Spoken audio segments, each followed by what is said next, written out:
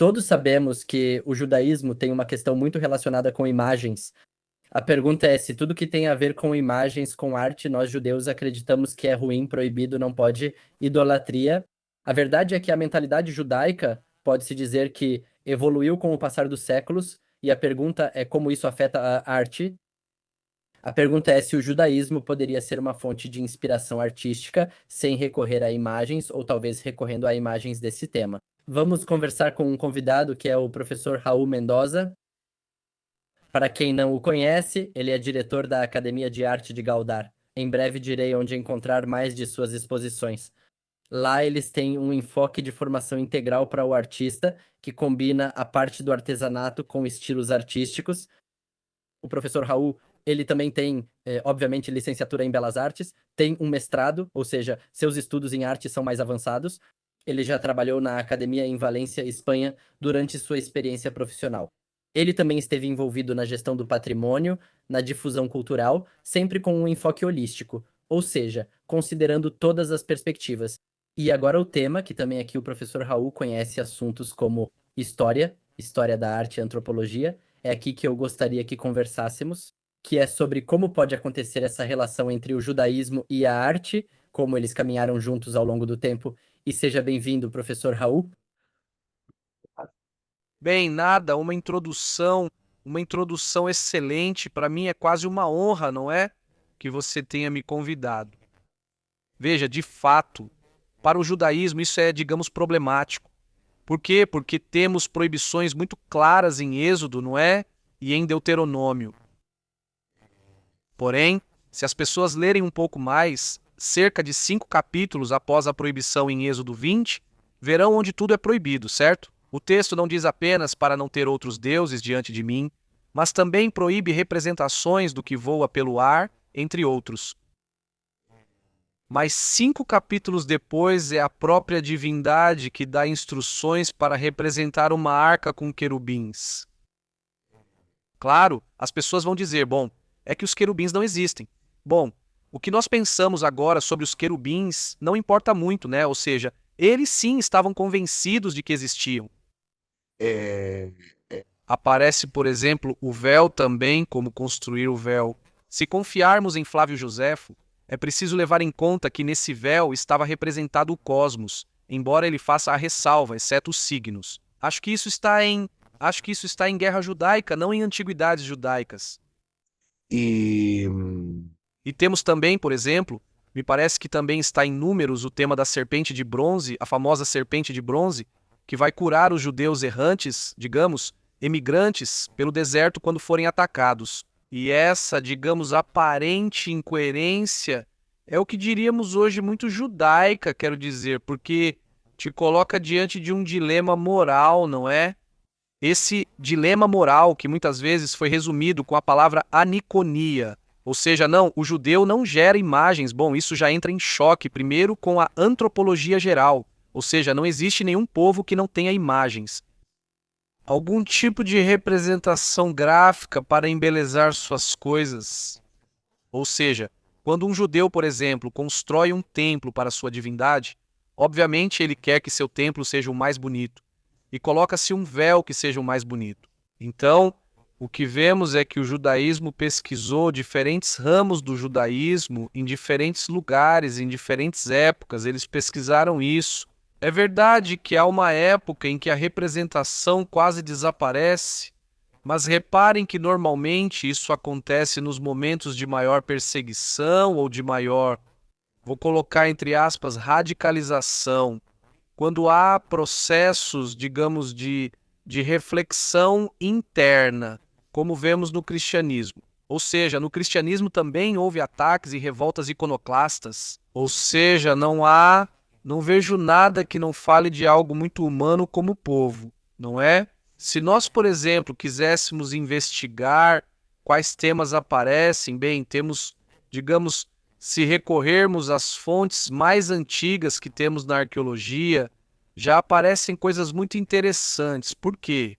Porque a maior parte dos vestígios artísticos que temos são de Samaria, do Reino de Israel, não temos de Jerusalém. Em Jerusalém há uma pequena romã de marfim, que ainda é tema de debate. Mas esses grandes apliques de móveis também aparecem em Marfim, com grandes influências cananeias, mesopotâmicas, egípcias, e nós os temos no reino de Israel. O que isso pode nos dizer, por exemplo, de um reino mais próspero, mas também de um reino mais propenso a cometer, digamos, desvios em relação a uma proibição mais ou menos geral? Quando começamos a ver que isso começa a se abrir, não é? Além disso, se repararmos dessa mesma época, há um monte de selos pequenininhos. No de Jezabel, que é muito famoso, aparecem hieróglifos. Na época, também em Samaria, há muita influência, digamos, da Assíria no tipo de representação, não é? Quando isso muda, por exemplo, em comunidades como a romana, vemos essa mudança. Sinto muito por isso, ou se algum cristão está muito apegado à ideia, mas não foram os cristãos que inventaram as catacumbas. Não é que os judeus tenham inventado, mas o cristão copiou dos judeus. Na verdade, nas catacumbas romanas, em certo momento, há alguns historiadores que pensam que pode ter havido enterros mistos. Quando essa separação entre cristãos e o restante da comunidade judaica não estava bem clara. No próprio Israel, temos alguns casos, talvez não tão chamativos. é, Beit Shearim, se não me engano, é o nome do parque nacional. Existem grutas muito bonitas, com representações de animais. Em geral, a arte judaica, por um lado, tenta evitar. Nem sempre evita, mas em geral tem um caráter mais simbólico. Ou seja, representa um pavão, porque o pavão representa a ressurreição. Passarinhos, porque representam a alma. Elefantes, porque representam a memória e a força. E também utiliza muitos símbolos da liturgia, né? Que se vê, estão os vasos litúrgicos e estão, por exemplo, esses motivos vegetais das 4 espécies de Shavuot. Vemos também o Aron HaKodesh. É muito, muito representado. A Menorá, claro. A única coisa que eu não vi são os elementos do Pidyon e da circuncisão do Berit. Isso realmente eu não vi muito representado. E temos um caso muito, muito curioso, que é o da sinagoga de Dura Europos. Estamos falando da metade do século III da Era Comum. Por que é tão curioso? Porque há uma infinidade, as paredes estão cheias de inúmeras representações humanas. Sempre com cenas bíblicas, aparecem personagens de todo tipo. Claro, aparece Moisés, aparece a mão de Deus. é, Atenção, porque isso não significa que estejam representando Deus. Na filosofia daquela época, é o princípio ativo de Deus. É o que um cristão chamaria de logos. Não é Deus. É o princípio ativo de Deus, mas não há figura, só a mão aparece.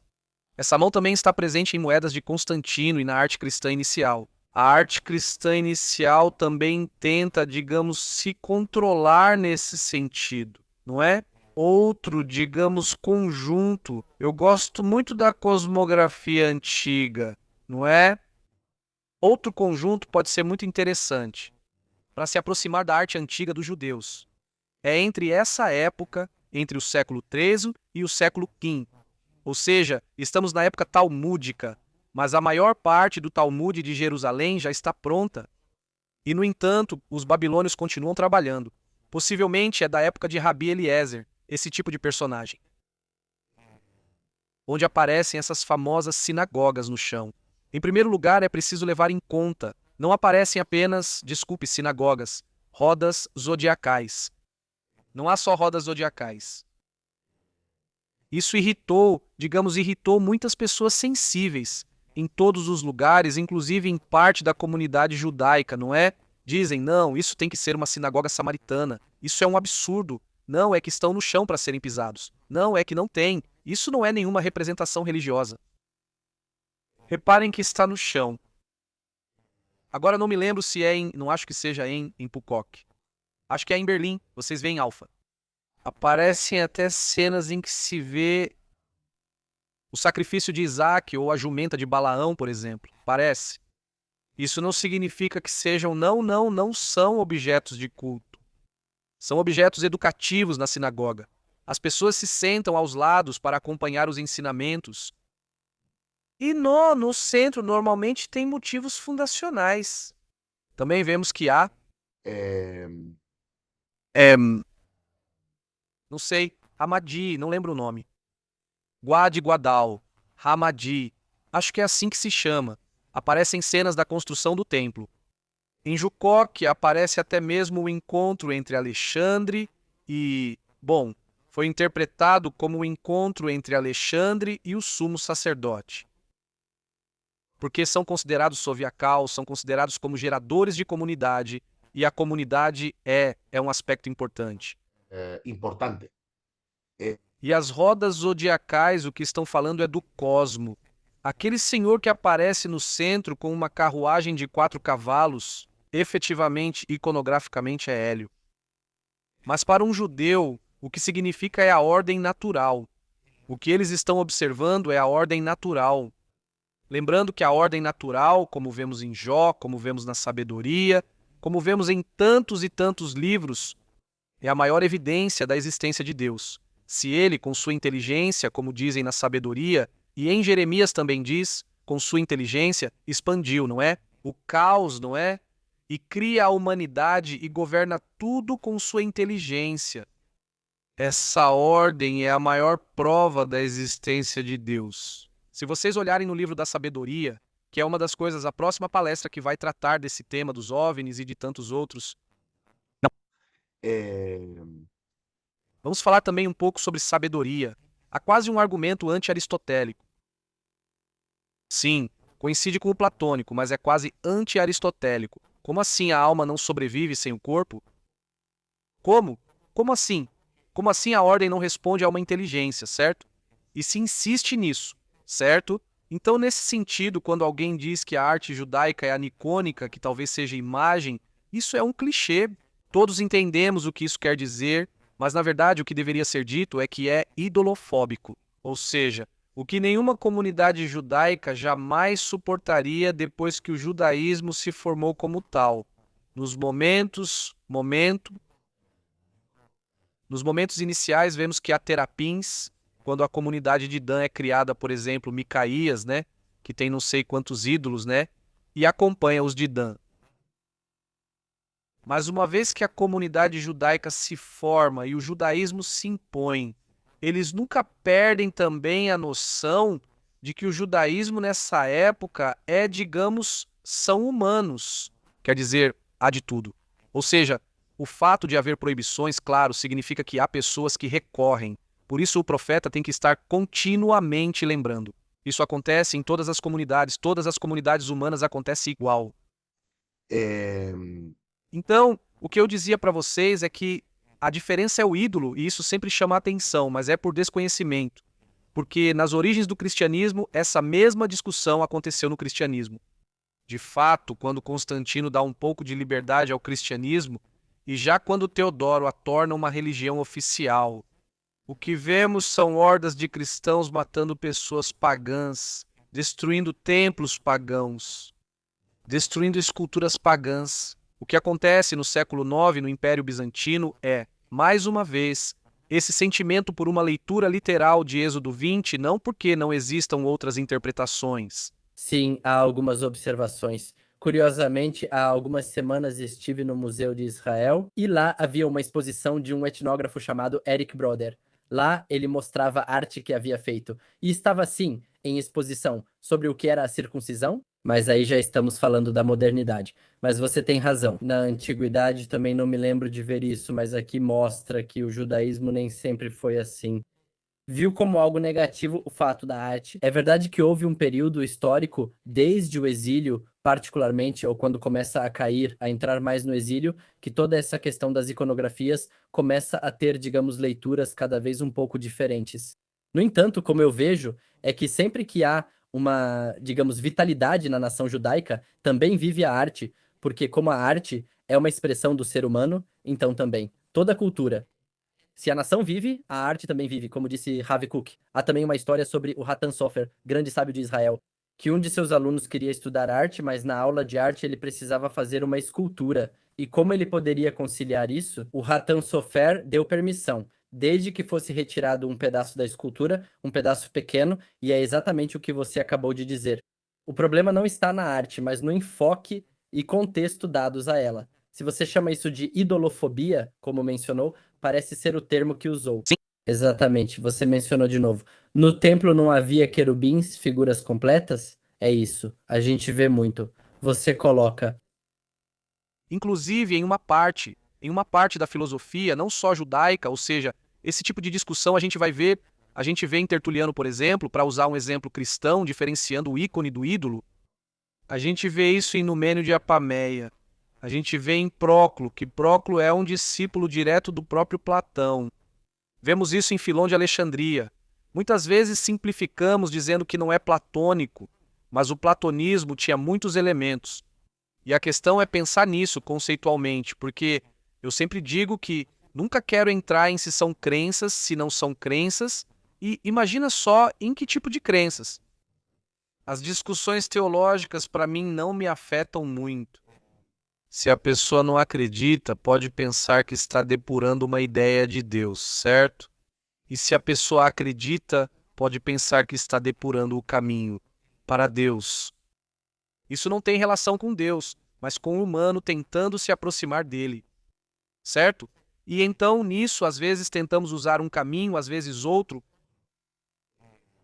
E isso significa que, mudando nossos pressupostos culturais, tudo muda, né? A propósito das ferramentas que eu mencionei, não as vejo representadas.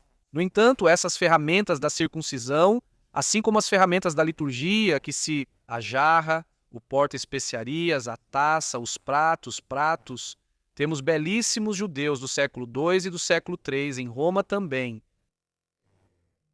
Sempre com os leões de Davi, enquanto os cristãos, por exemplo, já começavam a representar Pedro e Paulo, às vezes até mesmo Jesus, não é? E os judeus se mantêm com a arca da Torá, com as menorás e às vezes com esses leões. Em alguma ocasião também me pareceu ver algum pavão. O que quero dizer é que não haver representação desses objetos não significa que o objeto em si não tenha algum tipo de arte, certo? E se formos para a Idade Média, temos os manuscritos iluminados e a comunidade romaniota não funciona da mesma forma que a comunidade a comunidade de Sarfate, a comunidade sefardita e a comunidade ashkenazi. Por quê? Porque tem mentalidades diferentes, o quê? Tem de enfrentar problemas diferentes.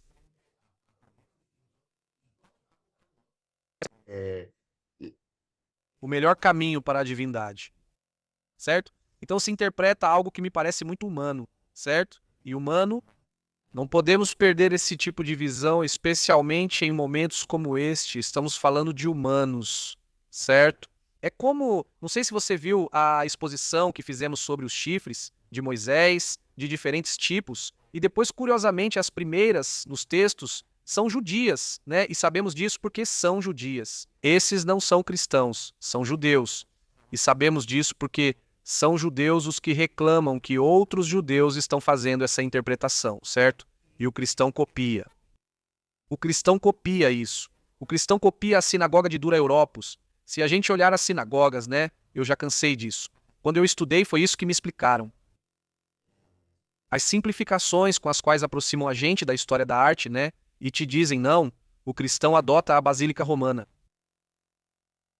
A sinagoga já adotava o formato da Basílica Romana por ser um elemento relativamente novo. E é preciso dar estrutura a ela e vai se fazendo. E então, o melhor modelo que se adaptava para grandes reuniões era uma planta basilical. Muito possivelmente, o cristão copiou a planta basilical da sinagoga, não diretamente da Basílica Romana. Porque o cristão, no início, né, ou parte do cristianismo no início, fazia questão de ser judeu. Certo? Depois temos Marcião, temos Justino Mártir, toda essa gente que dizia, não, não, não, aqui nós não temos nada a ver. Mas muitos ainda faziam questão de ser judeus. E o judeu era como um modelo, não é? Ou seja, você via o que eles faziam.